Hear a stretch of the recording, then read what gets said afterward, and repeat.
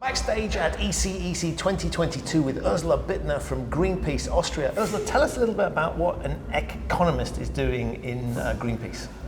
Well, we lobby, of course, for the good. We lobby for environmental regulations, strong environmental regulations.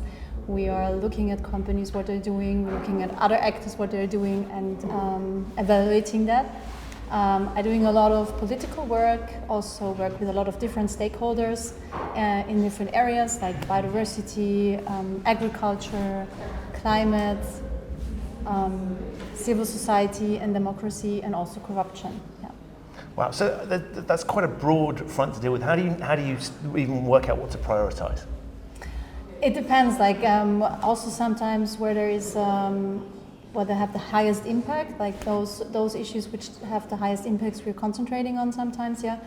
And in Austria, for example, last year corruption was a very important topic because there was a lot going on in Austria about corruption. So we focused on that a bit because with the corruptive politicians or government, you cannot lobby for any good regulations in environmental as well. So you cannot trust in politicians.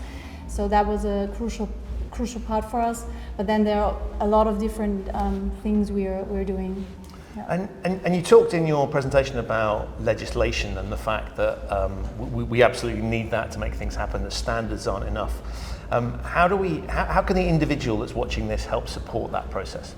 Well, I think it's important that we know that we're not just consumers, but we are the civil society. We are civilists. We're having a voice which don't only vote, but we can speak out loud. We can ask politicians to become active, to take action.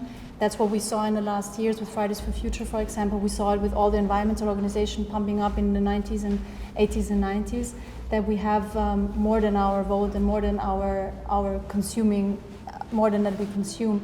And I think that is important that people know that and that they're aware of that, to push politicians, because most big changes did not come from politicians by themselves or companies, but most of the time they're coming from civil society. And to do your job, you have to retain a real sense of positivity about the future. Where do you get that from? You clearly have hope that we can turn the corner.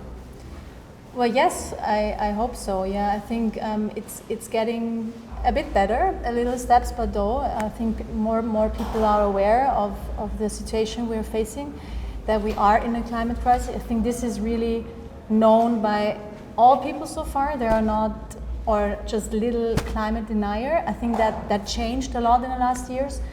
The biodiversity crisis is not very well known, unfortunately, but I think that will happen hopefully in the next time, because this is a very alarming crisis we need to be aware of. And I think that's also something we can feel by ourselves. For example, if you know how many insects were when you were a child, and now when you think of how many insects are now maybe on your car, or if you have a car, now it changed. And that should be becoming more aware, and environmental organizations as we are working also on that awareness. And talk to us a little bit about greenwashing, because that's obviously a problem with people taking the benefits of the agenda without actually doing anything. Is that slowly becoming less of an issue, or is it still a problem? No, I think it's still a problem, because so far we had a lot of people or a lot of companies or actors denying that there is a problem, denying that there is a climate crisis and a biodiversity crisis. That changed, luckily that changed. But now we have to distinguish between those who really want to change something and those who just pretend to change something. And there are a lot of studies in the meantime, and a lot of people watching companies very closely, because greenwashing is a big threat for us. If we fall into greenwashing, we fall into companies just pretending to do good, we have a huge problem, and then we also lose a lot of people maybe want to be more sustainable, but they are thinking, I cannot trust anyone anymore, so they just fall in this very passive situation, and that's dangerous, I think. And final question, what are your impressions of ECEC 2022? It's really interesting. There are a lot of interesting speakers, and I'm happy to watch them as well, because they're green finance and compliance and corruption. It's all topics I'm very interested in, and I'm looking forward to see all those presentations. Yeah. Excellent. Thank you very much, Ursula. You're welcome.